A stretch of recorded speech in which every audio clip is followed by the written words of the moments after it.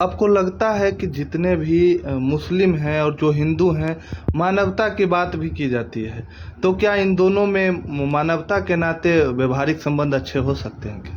देखिए, एक गाय को माँ मानता है और एक गाय को अपना भोजन मानता है। एक वो है जो घर में बनी पहली रोटी गाय को देता है और एक वो है जो रोटी के साथ गाय को खाता है। तो जी। दोनों में तो वैचारिक मतभेद जमीन और आसमान का है। तो मेरे को तो कहीं पर भी ऐसा लगता नहीं है कि ये सब जो है एक हो सकते हैं। किसी को लगता हो तो फिर वो उसकी अपनी सोच है। जी, धन्यवाद।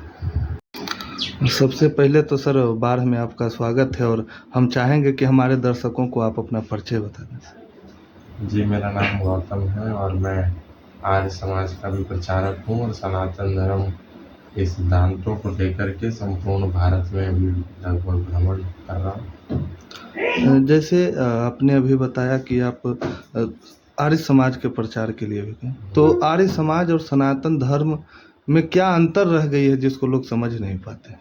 देखिए, आर्य समाज कोई अलग से धर्म नहीं है, अलग से संप्रदाय नहीं है। जी। आर्य समाज जो है वो सनातन धर्म, वेद धर्म, आर्य धर्म का संरक्षण करता संगठन है। जी। जैसे विश्व हिंदू परिषद एक संगठन है, बजरंग दल एक संगठन है, आरएसएस एक संगठन है। उसी प्रकार से इन सबसे भी जो प्राचीन संगठन है, लगभग 150 साल प्राचीन, आजादी के पहले जिसकी स्थापना हुई वो आर्य समाज है। जी। सनातन धर्म का कोई मंदिर ना तोड़ देवे, सनातन धर्म को कोई हानि ना कर देवे, इन सब के संरक्षण के लिए जो एक सैनिक फोर्स थी वो ऋषि दयानंद ने गठित की थी वेदवादी सोच के साथ। तो ये वही संगठन है। जी। और अब काफ़ी चर्चा में भी रहते हैं, अभी मोइनुद्दीन चिश्ती के बारे में भी बताया जा रहा है कि आपका एक जो बयान है वो वायरल हुआ है। हाँ, वो तो रहा है। जी। तो क्या आप कहना चाहेंगे इसको लेकर कि जो जितने भी मुगल आए यहाँ और इस तरह का जो यहाँ अपना घर भी बना लिए, माने यह भी कह सकते हैं, तो क्या उनसे हिंदू को खतरा है? तो कैसे इससे बच सकते हैं? मैं तो सब सनातन धर्मियों से यही कहता हूँ कि आप राम जी के मंदिर जाइए, कृष्ण जी के मंदिर जाइए, हनुमान जी के जाइए, भगवती के जाइए। आपके पास इतने सारे देवी हैं, इतने सारे देवता हैं, इतने सारे पूर्वज हैं, इतने सारे महापुरुष हैं, इतने सारे क्रांतिकारी हैं। जब आपके पास इतनी लंबी श्रृंखला है तो आखिर आपको पीरों पर, कब्रों पर, मज़ारों पर, मकबरों पर जाने की आवश्यकता क्या है?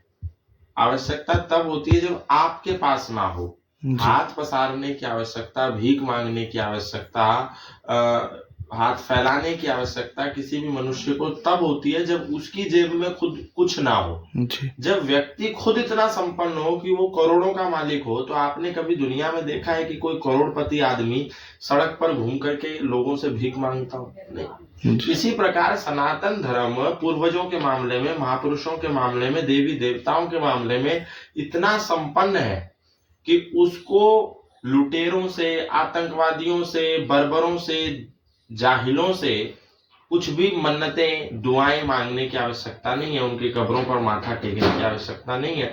माथा टेकना ही है तो राम मंदिर में टेकिए, कृष्ण मंदिर में टेकिए, आर्य समाज मंदिर में टेकिए, लेकिन इन स्थानों पर मत टेकिए। ये सब जो है आपके पूर्वजों के विनाशक है। जी। वैष्णो देवी के जाने में जो दुर्घटना हुई थी, तो आप उसको कैसे देखते हैं? देखिए, ये एक बदला लिया गया क्योंकि सनातन धर्म के लोगों ने अपनी जी जान लगाई नरेंद्र मोदी जी को प्रधानमंत्री बनाने के लिए। लेकिन बहुत सारे सनातन धर्मी जातिवाद के कारण, भेदभाव के कारण, ऊंच नीच के कारण जब बंट गए और आसुरीय शक्तियों को उन्होंने जाकर के अपना मत दे दिया, तो कहीं ना कहीं नरेंद्र मोदी जी का जो तीसरी बार प्रधानमंत्री बनने का जो एक कार्य था उससे वो कहीं दूर होते नजर आ रहे थे। परंतु उन्होंने अपनी सूझबूझ से, उन्होंने अपनी नीतिगत तरीके से सरकार में चले गए और वो प्रधानमंत्री पद की शपथ लेने के लिए राष्ट्रपति के पास पहुंचे और सब कुछ क्लियर हो गया कि अब वही प्रधानमंत्री होंगे 9 तारीख को।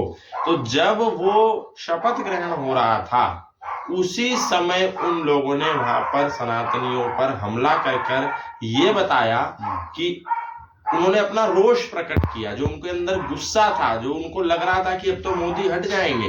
पर चूंकि जब कोई अपने स्वप्न को पूरा होते नहीं देखता तो वो परेशान हो जाता है, हताश और निराश हो जाता है। तो वही इन लोगों के साथ हुआ। ये लोग निराश हुए, आतंकवादी लोग, और इन्होंने उसका बदला सनातन धर्मियों पर हमला करके लिया। जी, जैसे राजनीतिक वो जो इंडिया गठबंधन जो पार्टी सभी हैं, तो उन लोगों का क्या लग रहा है कि सनातन धर्म के प्रति उनका कैसा रवैया रहता है? वो लोग तो सनातन धर्म को बड़ी हीन भावना से, उपेक्षा से देखते हैं। उन लोगों ने आज से पहले सब लोग लड़ते थे, झगड़ते थे, परंतु केवल एक मोदी को हटाने के लिए, केवल एक योगी को हटाने के लिए सत्ता से, ये सारे चोर चोर मौसेरे भाई, नागनाथ और सांपनाथ सब मिलकर के एक छत के नीचे आकर के बैठ गए कि कोई बात नहीं, हम लोग भले ही सैद्धांतिक रूप से एक दूसरे के शत्रु हैं, पर चूंकि अभी मोदी को हटाना है तो आइए मिल करके हम लोग एक साथ हो जाते हैं। और अभी सत्र भी शुरू नहीं हुआ, अभी जितने सांसद नहीं बने उनकी शपथ ग्रहण भी प्रारंभ नहीं हुआ, उससे पहले ही उनमें फूट पड़ गई, उनमें विखंडन पैदा हो गया। तो ये दिखाता है कि ये लोग देश को तोड़ने वाली शक्तियां हैं, और देश को तोड़ने के लिए ये एक हुए थे जी। लेकिन अच्छा ये हुआ कि अब ये खुद टूटते चले जा रहे हैं।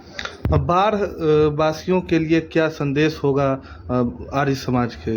मैं यही बाढ़वासियों से कहूंगा, सभी सनातन धर्मियों से, कि अपने ग्रंथों को पढ़ें, अपने ग्रंथों का स्वाध्याय करें, कम से कम श्रीमद् भगवद गीता पढ़ें, और वेद को थोड़ा सा जानने के लिए सत्याप्रकाश भी पढ़ सकते हैं। ये पढ़ना बहुत ज़रूरी है। और मंदिरों के साथ साथ जब हम जाएं मंदिरों में, तो जिन मंदिरों में जाकर के वहाँ पर जिन पूर्वजों की पूजा हम लोग करते हैं, उन पूर्वजों के चित्रों के साथ उनके चरित्रों के इतिहास को जानने का भी प्रयास करें। और कब्रों और पूजा पर, कब्र और मज़ारों पर, मकबरों पर माथा ना टेकें, किसी मुल्ला मौलवी के पास झाड़ा लगवाने भी ना जाएं, ठीक है, इन सब चीज़ों में मत पड़िए।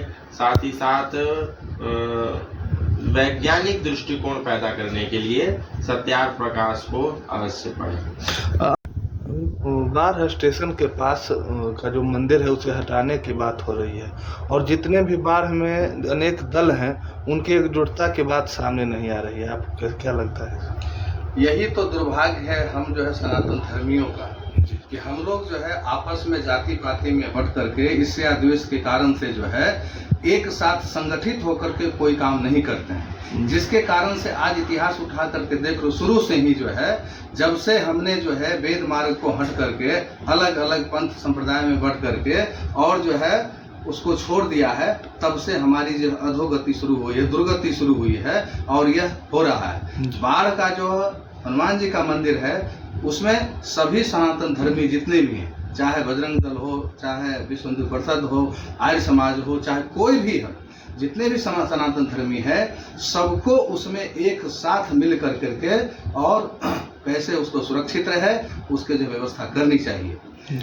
देखते हो कि जो विधर्मी लोग हैं, जरा सा भी कहीं पर भी कुछ होता है तो सारे लोग जो है एक साथ इकट्ठा होकर के आ जाता है, और किसी का हिम्मत नहीं होता कोई उसके अगेंस्ट जो कोई काम करते। तो उससे तो कम से कम हमको जो सीखना चाहिए ना, हमारे सनातन धर्म की कैसे रक्षा होगी, हम कैसे बचेंगे। 10-20 साल यदि हम नहीं चेतेंगे तो यह देश बचने वाला नहीं है। इस बार भी तीसरी बार जो है एनडीए की सरकार बनी है, तो क्या लगता है इस सभी में और बढ़ावा मिलेगा? देखिए, सरकार जो होता है, सबसे पहले उसका जो होता है राजनीतिक, उसका सत्ता होता है, वो अपना पहले सत्ता को जो है मजबूत करता है, और उसके जो एजेंडा होता है उसके अनुसार वो जो है काम करता है। और आशा नहीं, जो है पूर्ण विश्वास है कि इसके पहले जो भी सरकार रही थी कांग्रेसियों का, उससे तो जो है इस 10 सालों में बहुत अच्छा कार्यक्रम जो मोदी जी का रहा है, और आगे भी जो है एनडीए का जो गठबंधन है, सब मिलकर करके उसी भावना से आगे भी काम करेंगे, ऐसा हमें लगता है। आर्य समाज किसी जाति को नहीं मानती है, लेकिन क्या लगता है बाढ़ में जिस तरह जातिवाद को बढ़ावा दिया जा रहा है दल के द्वारा या राजनीतिक भी कह सकते हैं, तो क्या इससे कैसे लोग बाहर आए, क्या उनके लिए संदेश? देखिए, हिंदू जो है अपने पूर्वजों के इतिहास को नहीं पढ़ता है, स्वाध्याय नहीं करता है। अभी देखो कि यदि संगठित नहीं होगा, जाति पाति से छोड़ कर करके एक साथ मंच पर नहीं आएगा, तो यह देश बचने वाला नहीं है, क्योंकि विधर्मी लोग जो है वो अपने एजेंडे पर वो काम कर रहा है। हम उसको दोषारोपण नहीं कर सकते हैं, क्योंकि उसका जो धर्म ग्रंथ है उसमें क्लियर जो है बताता है कि जो इस्लाम को नहीं मानता है, कुरान को नहीं मानता, वह काफिर है और काफिर को इस दुनिया में रहने का अधिकार नहीं है। तो उसके अनुसार वो काम कर रहा है। हम अपनी वेद को, हम अपनी सनातन संस्कृति को भूले हुए हैं, छोड़े हुए हैं, जाति पाति में बंट करके विखंडित हुए हैं, तो हम उसको क्यों दोषारोपण करेंगे? हमारी गलती है कि हम एकजुट न होकर करके और इस प्रकार से आपस में जाति पाति में बंट करके विखंडित हो रहे हैं। तो कैसे हम जो आगे बढ़ सकते हैं, कैसे हमारे देश की रक्षा हो सकती है? आपका क्या परिचय हुआ? मैं योगाचार्य हरि नारायण प्रधान के रूप में बाढ़ में प्रतिष्ठित है।